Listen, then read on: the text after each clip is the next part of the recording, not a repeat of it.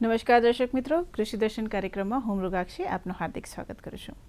મિત્રો, કૃષિ દર્શન કાર્યક્રમ એટલે ખેડૂત મિત્રો માટે નવીનતમ માહિતીનો ખજાનો. તો મિત્રો, આજે આ ખજાનામાંથી જે અનમોલ વિષય આપની સમક્ષ રજૂ કરીશું તે છે મગફળીના પાકમાં વધુ ઉત્પાદન લેવાના પગલાં. મિત્રો, વિષય અંતર્ગત માર્ગદર્શન આપવા માટે આપણી સાથે સ્ટુડિયોમાં ઉપસ્થિત છે ડૉક્ટર હિતિક્ષા કે પરમાર. મિત્રો, તેઓનો પરિચય આપું તો તેઓ આણંદ કૃષિ યુનિવર્સિટી ખાતે મદદનીશ સંશોધક ફરજ બજાવે છે. તો ચાલો મેડમને મળીએ અને તેમની પાસેથી માહિતી તથા માર્ગદર્શન પ્રાપ્ત કરીએ. નમસ્કાર હિતિક્ષાબેન. નમસ્કાર. સૌપ્રથમ તો અમારા કાર્યક્રમમાં તમારું ખૂબ ખૂબ સ્વાગત છે. આભાર. હિતિક્ષાબેન, હવે આપણે આજના કાર્યક્રમમાં વાત કરી રહ્યા છીએ મગફળીના પાકમાં વધુ ઉત્પાદન લેવાના પગલાં વિષય પર. તો સૌપ્રથમ તમારા જે ખેડૂત મિત્રો છે એમને જણાવો કે આપણે ગુજરાત કક્ષાની જો વાત કરીએ તો ગુજરાત કક્ષામાં મગફળી વિશે શું કહેશો? નમસ્કાર ખેડૂત મિત્રો. પહેલાં તો હું તમને મગફળીની થોડી વાત કરીશ. તો મગફળી એક તેલીબિયા વર્ગનો પાક છે અને તે મગફળીને આપણે એક રીતે કહી શકીએ કે તેલીબિયા વર્ગનો પાક તો ખરો જ, પણ તે તેલીબિયા પાક માટે એક રાજા તરીકે ગણાય છે. અને જો આપણે દેશભરની વાત કરવામાં આવે તો દેશભરના અન્ય રાજ્યોમાં મગફળીનું વાવેતર કરવામાં આવે છે, જેવું કે રાજસ્થાન છે, તમિલનાડુ છે, મધ્યપ્રદેશ, મહારાષ્ટ્ર, પશ્ચિમ બંગાળ અને ગુજરાત જે પ્રથમ સ્થાન ધરાવે છે દેશની અંદર. તો ગુજરાત રાજ્ય જે છે તે વિસ્તારની દ્રષ્ટિએ અને ઉત્પાદનની દ્રષ્ટિએ મોખરે સ્થાન ધરાવે છે. અને ગુજરાતની જો વાત કરું તો ગુજરાતના અન્ય જિલ્લાઓ જેવા કે અમરેલી છે, ભાવનગર, જામનગર અને કચ્છ, તો આ મુખ્ય જિલ્લાઓ છે જેની અંદર મગફળીનું વાવેતર ઘણું થાય છે. અને મગફળી પાકની વાત કરું તો મગફળી પાક ખાલી ગુજરાત રાજ્ય એકલું જ 46 લાખ ટન જેટલી મગફળી સરેરાશ દર વર્ષે ઉત્પાદન કરે છે. બરાબર છે. હવે હિતિક્ષાબેન, આપણે તમે મગફળીના પાકની જે ગુજરાત કક્ષાની વાત કરી, આ સિવાય જો મગફળીના પાક વિશે આપણે વાત કરીએ તો ખાસ કરીને આપણે સૌ જાણીએ છીએ કે જે દરેક પાક છે તો એના માટે અલગ અલગ પ્રકારની જમીન માફક આવતી હોય છે. તો હવે મગફળીના પાક જે ખેડૂત મિત્રો આપણે લેવા માંગતા હોય તો એ વખતે જમીનની જો તૈયારી કરવાની હોય, કઈ ખાસ પ્રકારની જમીનની જરૂરિયાત હોય તો એના વિશે માર્ગદર્શન આપશો? જો ખેડૂત મિત્રો, હવે હું તમને જમીનની તૈયારી અને કેવા પ્રકારની જમીનની અંદર મગફળી આપણે વાવવી જોઈએ એની વાત કરું તો થોડી ચીકાશ પડતી અને ગોરાળુ જમીનની અંદર મગફળી સારી થતી હોય છે.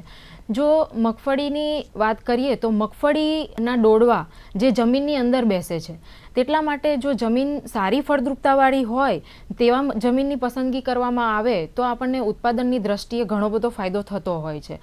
તો ઉત્પાદન સારું લેવા માટે જમીનની તૈયારીમાં આપણે જમીનને પહેલાં ખેડ કરવી જોઈએ. જો જમીનની ખેડ કરશો તો જમીન ભરભરી અને પોચી બનશે. તેના લીધે ડોડવાનો વિકાસ અને તેની અંદર રહેલા દાણાનો વિકાસ મુખ્યત્વે સારી રીતે થતો હોય છે. અને જમીન તમારી જો સારી નિતારવાળી હશે તો તેની અંદર પાણી ભરાશે નહીં અને સરખી રીતે નિતાર થશે, જેથી કરીને તમારે તેની અંદર ડોડવાનો વિકાસ સારો થશે અને કોઈ રોગ આવવાની શક્યતાઓ ઓછી થશે. ખૂબ જ સરસ વાત કરી. હવે આપણે હિતિક્ષાબેન વાત કરીએ ખાતર વિશે. તો મગફળીના પાકની જ્યારે વાત આવે તો એમાં કયા પ્રકારનું ખાતર લાગે છે, ક્યારે આપવું જોઈએ, તો એના વિશે અમારા ખેડૂત મિત્રોને માર્ગદર્શન આપશો? ચોક્કસ માહિતી આપીશ. હવે જો ખેતરની અંદર ખાતરની વાત કરવામાં આવે મગફળી પાકમાં, તો મગફળી પાક પહેલાં પણ હું એક વાત તમને કહીશ કે ખેડૂત મિત્રો, તમારી જે જમીન છે તે જમીનની અંદર આપણે બને ત્યાં સુધી કોઈ પણ ભલામણ થઈ જતી હોય છે તો એનું આપણે ડાયરેક્ટ ખાતર નાખી દેતા હોઈએ છીએ. તો પણ એવું કરવાની જરૂર નથી હોતી, કારણ કે જો તમારી જમીનની અંદર પોષક તત્વો રહેલા હોય તો તે પોષક તત્વોનો સરખી રીતે ઉપયોગ થઈ શકે તે માટે તમે તમારી જમીનની ચકાસણી કરાવો અને જમીન ચકાસણી વિભાગમાં તમારા સોઇલનું એટલે કે તમારી જમીનના સેમ્પલ લઈને જાઓ. તેનાથી તમને ખબર પડશે કે તેની અંદર કેટલા પોષક તત્વો ખૂટે છે અને કેટલા પોષક તત્વો રહેલા છે. જો એના પરિણામ પરથી તમે ખાતરનો ઉપયોગ કરશો તો તમારી જમીન પણ નહીં બગડે અને યોગ્ય પ્રમાણે ખાતરનો પણ ઉપયોગ થઈ શકે. હવે જો આપણે મગફળીની વાત કરીએ તો જ્યારે મગફળીની જમીનની તૈયારી કરતા હોઈએ ત્યારે આપણે ખેતરની અંદર સારું એવું કોહવાયેલું છાણિયું ખાતર 8 થી 10 ટન જેટલું નાખવું પડતું હોય છે. અને તે ના ઉપલબ્ધ હોય તો તમે 1 ટન જેટલું દિવેલીનો ખોળ પણ ઉપયોગ કરી શકો છો. અને જો સેન્દ્રિય ખાતરની વાત કરીએ તો ઉનાળુ ઋતુની અંદર 25 કિલોગ્રામ નાઇટ્રોજન, 50 કિલોગ્રામ ફોસ્ફરસ અને 50 કિલોગ્રામ પોટાશ આપણે હેક્ટર દીઠ નાખતા હોઈએ છીએ. અને ચોમાસાની વાત કરીએ તો આ જે મેં તમને દર કીધો ખાતરનો તેનો અડધો થઈ જતો હોય છે, જેવું કે 12.5 કિલોગ્રામ નાઇટ્રોજન, 25 કિલોગ્રામ ફોસ્ફરસ અને 25 કિલોગ્રામ પોટાશની જરૂર પડતી હોય છે. તો ખાતર આપણે કઈ રીતે આપવું? તો ખાતર આપતી વખતે આપણે જ્યારે વાવણી કરીએ ત્યારે નાઇટ્રોજન આપણે 50% આપી દેવું જોઈએ. એટલે જો ઉનાળા ઋતુની વાત કરીએ તો તેની અંદર 25 કિલોગ્રામ નાઇટ્રોજન કીધું છે, એટલે 12.5 કિલોગ્રામ નાઇટ્રોજન તમારે વાવણી વખતે આપવાનું અને 12 કિલોગ્રામ નાઇટ્રોજન ફરી તમારે 30 દિવસ પછી આપવું પડતું હોય છે. અને પોટાશ અને ફોસ્ફરસ બંને તમારે જ્યારે વાવણી કરીએ ત્યારે આપવાનું થતું હોય છે. બરાબર છે. ખરેખર હિતિક્ષાબેન ખૂબ જ સરસ માહિતી પૂરી પાડી અમારા દર્શક મિત્રોને. દર્શક મિત્રો, આવો જ માહિતી અને માર્ગદર્શનનો દોર ચાલુ રહેશે કૃષિ દર્શન કાર્યક્રમમાં, પરંતુ અત્યારે સમય થઈ ગયો છે કે નાનકડા વિરામનો, તો લઈએ એક વિરામ.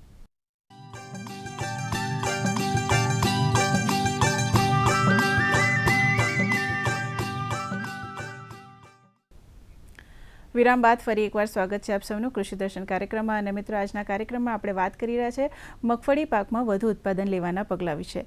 તો જેમ હિતિક્ષાબેને આપણને માહિતી આપી કે ભાઈ સૌપ્રથમ તો આ મગફળીના પાકને કેવી જમીન લાગવું પડે, આ ઉપરાંત એમણે કીધું કે ભાઈ કેવા પ્રકારનું ખાતર અને કઈ રીતે ખાતર આપવું જોઈએ. હવે હિતિક્ષાબેન, આપણે વાત કરીએ કે ભાઈ સમયની, તો ખાસ કરીને આપણે સૌ જાણીએ છીએ કે દરેક પાક છે અલગ અલગ ઋતુમાં લેવાતો હોય છે. તો મગફળીના પાકનું સારું ઉત્પાદન લેવું હોય તો ખેડૂત મિત્રો એનું વાવેતર કયા સમયમાં કરવું જોઈએ? જરૂર. ખેડૂત મિત્રો, હવે ગુજરાત રાજ્યની વાત કરીએ આપણે તો ગુજરાત રાજ્યની અંદર 2 ઋતુની અંદર મગફળીનું વાવેતર કરીએ છીએ. એક તો છે ચોમાસું મગફળી અને બીજું છે ઉનાળુ મગફળી. તો જો ચોમાસું મગફળીની વાત કરીએ તો ચોમાસું મગફળીની અંદર વહેલું વાવેતર કહી શકીએ એક રીતે તો, કે જે વરસાદ પહેલાંનું વાવેતર થાય છે, જે મે મહિનાના છેલ્લા અઠવાડિયાથી લઈને તે જૂનના પહેલા અઠવાડિયા સુધી આપણે તેનું વાવેતર કરી શકતા હોઈએ છીએ. તો આ પ્રકારના વાવેતરની અંદર આ એક આગોતરા પ્રકારનું વાવેતર હોય છે, એટલા માટે એની અંદર આપણે પિયત આપીને વાવેતર કરવું પડતું હોય છે. અને આ પ્રકારના વાવેતરની અંદર આપણે વેલડી પ્રકારની એટલે કે મોડી પાકતી જાતોનો સમાવેશ કરી શકીએ, જેની અંદર GAUG 10 નંબર છે, GG 11 છે, આ પ્રકારની જાતો આપણે વાવી શકતા હોઈએ છીએ. તેના પછી છે સમયસર વાવેતર ચોમાસાની અંદર જ. તો સમયસર વાવેતરની વાત કરીએ તો 15 જૂનથી લઈને 30 જૂન સુધી તેનું વાવેતર થતું હોય છે. તો આની અંદર આપણે દરેક પ્રકારની મગફળી વાવી શકીએ, જેવી કે ઉભળી પ્રકારની મગફળી છે, વેલડી પ્રકારની અને અર્ધવેલડી પ્રકારની મગફળીનું વાવેતર કરતા હોઈએ છીએ. તો આ પ્રકારની મગફળીની અંદર આપણે GG 20 છે, GG 22 પ્રકારની અને GG 37, GG 34 આ પ્રકારની જાતોનું વાવેતર કરતા હોઈએ છીએ. અને છેલ્લું વાવેતર એટલે કે મોડું વાવેતર, જ્યાં વરસાદ થોડો મોડો આવે છે, તો એ સમયમાં એટલે કે જૂન મહિનાના છેલ્લા પખવાડિયાની અંદર આપણે તેનું વાવેતર કરતા હોઈએ છીએ. તો તે પ્રકારના વાવેતરમાં આપણે ઉભળી પ્રકારની મગફળીનું વાવેતર કરતા હોઈએ છીએ, જેથી કરીને તે વહેલી પાકી જતી હોય છે. તો તેની અંદર પણ આપણે GG 22 છે, TG 24 છે, TG 37A છે, આ પ્રકારની જાતોનું પસંદગી કરતા હોઈએ છીએ. તો આમ આ પ્રકારે ચોમાસાની અંદર આગોતરું વાવેતર, સમયસર વાવેતર અને મોડું વાવેતર થતું હોય છે. હવે જો ઉનાળા ઋતુની વાવેતરની વાત કરીએ તો ઉનાળુ ઋતુની અંદર 23 થી 25 ડિગ્રી સેલ્સિયસ ઉષ્ણ તાપમાને આપણે વાવેતર કરવું પડતું હોય છે, કારણ કે એ તાપમાનની અંદર તેનો ઉગાવો સારો રહેતો હોય છે. એટલે જ્યારે ઉનાળા ઋતુની વાત કરીએ તો ઉનાળા ઋતુની અંદર તમારે ઉભળા પ્રકારની એટલે કે ઉભળી પ્રકારની મગફળી જે હોય છે તેની જાતોનું આપણે પસંદગી કરવી પડતી હોય છે. જો ઉભળી પ્રકારની જાતો જે છે તે વહેલી પાકતી જાતો છે અને બને ત્યાં સુધી વહેલી પાકતી જાતોનું વાવેતર કરવું જોઈએ, કારણ કે જો વહેલી પાકતી જાતોનું વાવેતર નહીં કરીએ તો જ્યારે કાપણીનો સમય હશે ત્યારે ચોમાસું બેસવાનો ટાઈમ આવી ગયો હશે, અને જો એ ટાઈમે આપણે કાપણી નહીં થઈ હોય તો ચોમાસામાં મગફળી પલળી જતી હોય છે. એટલે પલળી જવાની બીકના લીધે આપણે વહેલી પાકતી જાતોનું પસંદગી કરવી જોઈએ. અને બીજી વાત હું તમને એ કહીશ આમાં કે ઉનાળુ ઋતુ માટે જે બહાર પડેલી જાતો છે તેની અંદર અમારી આણંદ કૃષિ યુનિવર્સિટીની GG 34 ગુજરાત મગફળી 34 કરીને એક જાત છે, જેની અંદર બીજ સુષુપ્તા રહેલી છે. એટલે એના લીધે શું થશે કે બીજ સુષુપ્તાના લીધે જો તમે થોડી મોડી પણ વાવશો તો ચોમાસામાં પલળી પણ જાય તો પણ તેનું આપણને એની અંદર ઉગાવો થતો નથી. એટલે બને ત્યાં સુધી ઉનાળાની અંદર બધી જાતો જે બિન સુસુપ્ત હોય છે એટલે તેની અંદર ઉગાવાના પ્રશ્નો રહેતા હોય છે. પણ જ્યારે આ 34 નંબરની જાત મેં તમને કીધી તેની અંદર બીજ સુષુપ્તતા રહેલી હોય છે, જેના લીધે તેની અંદર ઉગાવાનો પ્રશ્ન રહેતો નથી. એટલે ચોમાસામાં જો આ જાત તમારી પલળી પણ જાય તો પણ એની અંદર કોઈ પ્રશ્ન થતો નથી. એટલે આ પ્રકારની જાતોનું વાવેતર તમારે કરવું જોઈએ. અને જો સમયની વાત કરીએ આપણે તો સૌરાષ્ટ્રની અંદર જાન્યુઆરીના બીજા પખવાડિયામાં ઠંડી ઓછી થયાની સાથે મગફળીનું વાવેતર કરી દેવું જોઈએ. અને મધ્ય ગુજરાતની વાત કરું તો મધ્ય ગુજરાતમાં પણ જાન્યુઆરીના ત્રીજા અઠવાડિયાની અંદર તેનું વાવેતર કરી દેવું જોઈએ. અને દક્ષિણ ગુજરાતમાં ઠંડી ઓછી હોય છે એટલે ડિસેમ્બરથી માંડીને જાન્યુઆરી સુધીમાં તમારે તેનું વાવેતર કરી દેવું જોઈએ. બરાબર. હિતિક્ષાબેન, ખરેખર ખૂબ જ ઉપયોગી એવી માહિતી પૂરી પાડી કે ભાઈ ખેડૂત મિત્રોએ પોતાની અનુકૂળતા અને એ સિવાય પણ મોડી પાકતી અથવા તો વહેલી પાકતી જાત ક્યારે વાવી જોઈએ એનું ખૂબ જ સરસ માર્ગદર્શન આપ્યું. હવે વાત આવે છે બીજની પસંદગીની. તમે ઘણી બધી જાતો અત્યારે જણાવી કે ભાઈ કયા કયા પ્રકારના બીજ વાવવા જોઈએ. આ ઉપરાંત પણ બીજની પસંદગી વખતે ખેડૂત મિત્રોએ જો કોઈ વસ્તુની ધ્યાન રાખવાનું હોય, કાળજી રાખવાની હોય તો એના વિશે શું માર્ગદર્શન આપશો? જો બીજની પસંદગીની વાત કરું ખેડૂત મિત્રો, તો બીજની પસંદગીમાં એવું છે કે જો સુધારેલી જાત તમે પસંદ કરી હશે તો તેનાથી ઉત્પાદનમાં ખરેખર ફાયદો થતો હોય છે. તો બીજની પસંદગી જ્યારે તમે કરો છો તો બીજ તમારું પ્રમાણિત થયેલું હોવું જોઈએ. અને બીજ પ્રમાણિત થયેલું હશે તો તેની જનીનિક ગુણવત્તા સારી હશે અને બીજની સ્ફુરણ શક્તિ પણ સારી રહેલી હશે, જેના લીધે તમને ઉત્પાદનમાં ખરેખર ફાયદો જોવા મળતો હોય છે. અને જો ઉનાળાની અને ચોમાસાની વાત કરીએ તો બંનેની અંદર અલગ અલગ પ્રકારની જાતો, ઉભળી પ્રકારની, વેલડી પ્રકારની અને અર્ધવેલડી પ્રકારની જાતો ગુજરાત એગ્રીકલ્ચર યુનિવર્સિટીએ બહાર પાડેલ છે. તો તેની તમે માહિતી ત્યાંથી લઈને અને તેનો ઉપયોગ કરી શકો છો. ચોક્કસથી. હવે તમે હિતિક્ષાબેન માહિતી આપી બીજની પસંદગીની. હવે આપણે જો વાત કરીએ બીજ માવજતની, તો મગફળીના જે બીજ જે છે તો એને વાવણી કર્યા પહેલાં એને કોઈ ખાસ પ્રકારની જો માવજતની જરૂર પડતી હોય તો એના વિશે માર્ગદર્શન આપશો? બીજ માવજતની વાત કરીએ તો બીજ માવજત એક અગત્યનો ભાગ ભજવે છે જ્યારે આપણે ઉત્પાદનની વાત કરીએ તો. કારણ કે બીજ માવજત એક એવી વસ્તુ છે કે જેને આપણે ખરેખર પ્રથમ પગલું આપણે કહી શકીએ. કારણ કે બીજ માવજત જો આપેલી હોય તો એની અંદર બીજને ઉગાવવામાં તકલીફ પડતી નથી. કારણ કે બીજ એક અગત્યનું ભાગ ભજવે છે. કોઈ પણ પાકની વાત કરીએ, મગફળી એક નહીં પણ ઘણા બધા પાકોની વાત કરીએ તો બીજ એક બહુ જ અગત્યનું ભાગ ભજવે છે. જો બીજને આપણે સરખી રીતે માવજત આપીશું તો તેની અંદર ઉગાવો પણ જોવા મળશે અને રોગ પણ ઓછા જોવા મળશે. તો બીજની માવજતની હું વાત કરીશ તો તેની અંદર મગફળીમાં થડના કોવારાની પ્રશ્નો રહેતા હોય છે. તો તેની અંદર તમારે ટ્રાઇકોડર્મા વિરીડી કરીને એક ફૂગ આવે છે, એને તમારે 10 ગ્રામ પ્રતિ 1 કિલો મગફળીના દાણા એ રીતે તમારે એને બીજનો પટ આપવો જોઈએ, જેથી કરીને આ થડના કોવારાના પ્રશ્નો અથવા તો ઉગશુક રોગ જે છે તેના પ્રશ્નો આપણે અટકાવી શકતા હોઈએ છીએ. બરાબર છે. ખરેખર હિતિક્ષાબેન ખૂબ જ ઉપયોગી એવી માહિતી પૂરી પાડી. દર્શક મિત્રો, કૃષિ દર્શન કાર્યક્રમમાં માહિતી અને માર્ગદર્શનનો દોર આમ જ ચાલુ રહેશે, પરંતુ અહીંયા સમય થઈ ગયો છે કે નાનકડા વિરામનો, તો લઈએ એક વિરામ.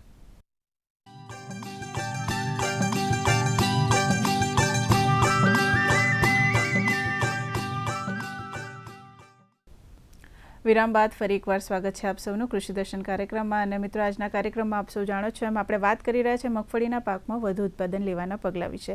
તો અત્યાર સુધી આપણે જે જાણકારી મેળવી એ છે કે ભાઈ એક તો ખાસ કરીને મગફળીના પાકને કેવી જમીન જોઈએ, એને કેવા પ્રકારનું ખાતર જોઈએ, કેવા પ્રકારની બીજ માવજત આપવું જોઈએ, કયા સમયે ખાસ કરીને એની વાવણી કરવી જોઈએ, અને ભલામણ કરેલા, જેમ મેડમે આપણને જણાવ્યું કે ભાઈ ભલામણ કરેલા બીજ જે છે એ વાવવા જોઈએ. આ સિવાય જો મગફળીના પાક વિશે વાત કરીએ તો ખાસ કરીને હિતિક્ષાબેન અમારા દર્શક મિત્રોને જણાવશો કે બિયારણની જો વાત કરીએ તો એક તો બિયારણ દર કેટલો હોવો જોઈએ, કારણ કે અમુક વખત કેવું થતું હોય છે કે બિયારણ દર યા તો વધારે થઈ જાય અથવા તો ઓછો થઈ જાય. તો એના વિશે માર્ગદર્શન આપો ને એ ખાસ કરીને જ્યારે વાવેતર કરવાનું હોય તો વાવણી વચ્ચેનું અંતર કેટલું રાખવાનું હોય એના વિશે માર્ગદર્શન આપો. હવે મગફળી અલગ અલગ પ્રકારની છે. તો મગફળીની હું વાત કરું તો એક તો ઉભળી પ્રકારની મગફળી, જેની અંદર ચોમાસું અને ઉનાળુ બંને ઋતુમાં આપણે કરતા હોઈએ છીએ. તો જો ઉનાળુ ઋતુની વાત કરીએ તો 2 હારની વચ્ચે આપણે 30 સેન્ટીમીટર અને 2 છોડની વચ્ચે 10 સેન્ટીમીટર જેટલું અંતર રાખતા હોઈએ છીએ. અને ચોમાસાની વાત કરીએ તો તેની અંદર 45 સેન્ટીમીટર 2 હાર વચ્ચે અને 10 સેન્ટીમીટર 2 છોડની વચ્ચે આપણે અંતર રાખતા હોઈએ છીએ. અને તેનો વાવણી દર 100 કિલોથી 120 કિલો સુધીનો હોય છે. અને અર્ધવેલડી પ્રકારની જો મગફળીની વાત કરીએ તો તેની અંદર આપણે 60 સેન્ટીમીટર જેટલું 2 હાર વચ્ચે અંતર રાખતા હોઈએ છીએ અને 10 સેન્ટીમીટર જેટલું 2 છોડ વચ્ચે અંતર રાખતા હોઈએ છીએ. અને તેનો બિયારણનો દર 100 થી 120 કિલો પ્રતિ હેક્ટર હોય છે. અને વેલડી પ્રકારની મગફળીની વાત કરીએ તો તેની અંદર 75 સેન્ટીમીટર જેટલું અંતર 2 હાર વચ્ચે રાખવામાં આવતું હોય છે અને 10 થી 15 સેન્ટીમીટર જેટલું અંતર 2 છોડની વચ્ચે આપણે રાખતા હોઈએ છીએ, જેથી કરીને તેનો વિકાસ સારો થઈ શકે અને તેનો બિયારણ દર 120 કિલો પ્રતિ હેક્ટર રાખવામાં આવતો હોય છે. હવે હિતિક્ષાબેન, આપણે પિયતની વાત કરીશું, કારણ કે ઘણી વખત એવું થતું હોય છે કે યા તો મોડું પિયત આપે યા તો વહેલું પિયત આપે, તો એ બંને સમસ્યા ખેડૂત મિત્રો માટે થઈ શકે છે. તો મગફળીના પાકની જ્યારે વાત કરીએ તો પિયત કેટલા પ્રમાણમાં અને ક્યારે આપવું જોઈએ? ચોક્કસ. જો હવે 2 પ્રકારના 2 ઋતુમાં આપણે મગફળી કરતા હોઈએ છીએ, એટલે 2 ઋતુમાં જ્યારે મગફળી કરીએ તો હું પહેલાં તમને ચોમાસા ઋતુની થોડી વાત કરી લઉં. ચોમાસા ઋતુમાં જ્યારે આપણે મગફળીનું વાવેતર કરીએ છીએ તો તેની અંદર ચોમાસામાં તો વરસાદ પડતો જ હોય છે, પણ જ્યારે વરસાદ ના પડે ત્યારે તેને પૂરક પિયત આપવું પડતું હોય છે. હવે પૂરક પિયતની વાત કરીએ તો અમુક વાર ખેડૂત મિત્રો ફુવારા પદ્ધતિ પણ ઉપયોગ કરતા હોય છે અને ફ્લડ ઇરિગેશન પણ યુઝ કરતા હોય છે.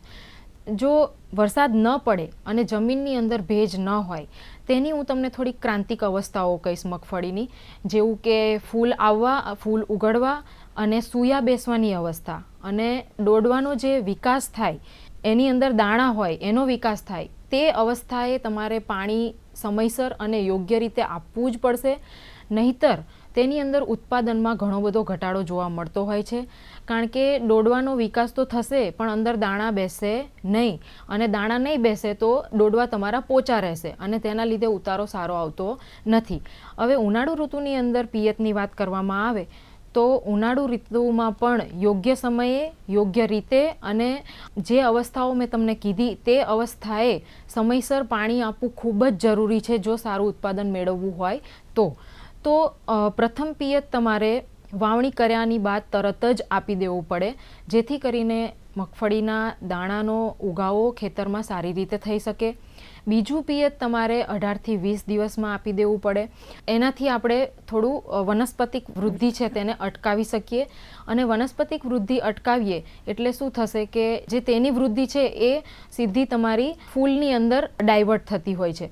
ત્યારે પણ આપણે થોડોક પિયતની અંદર વિરામ લેવો પડતો હોય છે. ત્યારબાદ આપણે 20 થી 30 દિવસના સમયગાળામાં ત્રીજું પિયત આપવાનું થતું હોય છે. તો 20 થી 30 દિવસ બાદ જે પિયત આપીએ એની અંદર સૂયા બેસવાની અવસ્થા ચાલુ થઈ ગઈ હોય છે. એટલે ફૂલ બેસે પછીની અવસ્થા આવે છે સૂયા બેસવાની અવસ્થા. એટલે સૂયા બેસવાના ચાલુ થાય ત્યારે તમારે પાણી આપવું પડતું હોય છે. આ રીતે પિયત આપવાનું હોય છે. અને એના પછીની પિયતની વાત કરું તો 5 થી 8 પિયત તમારે 8 થી 9 દિવસના અંતરે આપવાના હોય છે. એ અવસ્થાએ મગફળીના પાકમાં દોડવા બેસવા અને દોડવાની અંદર રહેલા બીજ તેનું વિકાસ ચાલુ હોય છે. એટલે એ સમયે જો પાણી આપવામાં આવે, પિયત આપવામાં આવે તો એ પિયત બહુ યોગ્ય સમયે અને સારા ઉત્પાદન માટે ગુણકારી બને છે. અને છેલ્લા 2 પિયત કાપણી કરતી વખતે 10-10 દિવસના અંતરે આપવા, એટલે તમને ઉત્પાદનની અંદર સારો એવો ફાયદો મળતો હોય છે. જી, ખૂબ જ સરસ પિયત વિશેની ખરેખર ખૂબ જ ઉપયોગી માહિતી પૂરી પાડી. હવે આપણે વાત કરીએ નિંદામણ વિશે, અને આ સિવાય જો આંતરખેડની વાત કરવાની હોય તો મગફળીના પાકમાં જે નિંદામણનો સમસ્યા આવતી હશે તો એ કેવી રીતે દૂર કરવું અને આંતરખેડ કેવી રીતે અને ક્યારે કરવી? હવે નિંદામણની વાત કરીએ તો નિંદામણની અંદર ખેડૂત મિત્રો હું કહીશ તમને કે મગફળીના પાકમાં જ્યારે તમે વાવેતર કરો છો ત્યારે 1.5 મહિના જેટલું તમારું વાવેતર થઈ જાય તે પછી તમારા ખેતરને નિંદામણ મુક્ત રાખવું, કારણ કે આપણને ઉત્પાદન આવે છે ત્યારે મગફળીની અંદર ઉત્પાદન ઓછું શાના લીધે થાય છે તે આપણને ખ્યાલ રહેતો નથી, પણ એ ખરેખર અમુક ટાઈમે એવું બને કે નિંદામણ તમારું વધી જતું હોય છે, નીંદણ, એટલા માટે કરીને છોડનો વિકાસ સારી રીતે થતો નથી. એટલે બને ત્યાં સુધી તમારું ખેતર નિંદામણ યુક્ત રાખવું, અને જો નિંદામણ મુક્ત ખેતર નહીં હોય તો તેની અંદર ખરેખર ઉત્પાદનની અંદર ઘટાડો જોવા મળતો હોય છે. તો 1.5 મહિના જેવું તમારે ખેતરને નિંદામણ મુક્ત રાખવું. વાવ્યા પછી 20 દિવસની મગફળી થાય એટલે તમારે પહેલી આંતરખેડ અને હાથ નિંદામણ કરવું પડતું હોય છે. તો એ થયા બાદ તેના 20 દિવસ પછી ફરી બીજી આંતરખેડ અને બીજું હાથ નિંદામણ કરાવવું પડતું હોય છે. પણ જો તમારી જોડે મજૂર વર્ગ ઉપલબ્ધ ના હોય તો તમારે નિંદામણ નિયંત્રક કેમિકલનો ઉપયોગ કરવો પડતો હોય છે, જેની અંદર તમે ઓક્ઝીફ્લેરફૂન 23.5 EC 20 મિલીલીટર દવાને 15 લીટર પાણીની અંદર ઓગાળીને ઉગ્યા પહેલાં, એટલે કે તમે એને પ્રી ઇમર્જન્સ કહી શકો, કે તમારું જે મગફળી ઉગી નથી તેની પહેલાં તમારે તેને છંટકાવ કરી દેવો જોઈએ, જેથી કરીને મગફળીનું જે અંકુરણ થતું હોય છે તેની અંદર પણ તકલીફ ના થાય. કારણ કે જો અંકુરણ થવાના ટાઈમે તમે તે દવાનો છંટકાવ કરશો તો અંકુરણ પર નેગેટિવ ઇફેક્ટ નહીં આપે. એટલા માટે અંકુરણ ના થાય એટલે વાવણી બાદ તરત જ તમારે 48 કલાકની અંદર તેની અંદર છંટકાવ કરી દેવો પડતો હોય છે. ત્યારબાદ 20 દિવસ પછી ઉગ્યા પછી મગફળી ઉગી જાય તેના પછી તમારે ઇમેજથ હાઇપર નામનું નિંદામણ નિયંત્રક છે, તેને પણ તમારે 30 થી 32 મિલીલીટર દવાને 15 લીટર પાણીની અંદર ઓગાળીને છંટકાવ કરવાનો થતો હોય છે. તેથી તમારું આ સેન્દ્રિય નિંદણ નિયંત્રક વાપરી શકો છો. અને બીજી હું તમને વાત કહીશ આંતરખેડની. જ્યારે 30 દિવસે તમે આંતરખેડ કરતા હોવ તો 30 દિવસે સૂયા બેસવાની અવસ્થા મગફળીના પાકમાં ચાલતી હોય છે. જો એ સમયે તમે આંતરખેડ કરીને સરખી રીતે પાળા નહીં ચડાવો તો તમારા સૂયા જે છે તે જમીનને અડશે નહીં, અને નહીં અડે તો શું થશે, તે હવામાં જ ચીમડાઈ જશે, અને એ ચીમડાઈ જવાથી તમારે ડોડવા સારા બેસતા નથી. એટલે બને ત્યાં સુધી 30 થી 40 દિવસના સમયગાળામાં તમારે તેની અંદર પાળા ચડાવી દેવા પડતા હોય છે, જેથી સૂયા વ્યવસ્થિત રીતે જમીનની અંદર બેસી શકે અને ડોડવા પણ સારા આવી શકે, જેથી ઉત્પાદનમાં વધારો આપણને મળતો હોય છે. જી, તો હિતિક્ષાબેન, ખરેખર આજના કાર્યક્રમમાં તમે ખૂબ જ ઉપયોગી એવી માહિતી અમારા દર્શક મિત્રોને પૂરી પાડી કે મગફળીનો પાક લેવો હોય, વધુ ઉત્પાદન જોઈતો હોય તો કયા કયા પગલાં લઈ શકે. હજી પણ ઘણી બધી એવી વાતો છે જે આપણે કરવાની બાકી રહી ગઈ છે, પણ સમયની મર્યાદા છે. તો તમે અમારા કાર્યક્રમમાં આવ્યા, અમારા ખેડૂત મિત્રોને, અમારા દર્શક મિત્રોને આટલી ઉપયોગી માહિતી પૂરી પાડી એ બદલ તમારો ખૂબ ખૂબ આભાર. ધન્યવાદ. તો દર્શક મિત્રો, આશા રાખીએ કે તમને અમારો આજનો કાર્યક્રમ પસંદ આવ્યો છે. ફરીથી મળીશું નવા વિષય સાથે. ત્યાં સુધી મને રજા આપશો. નમસ્કાર.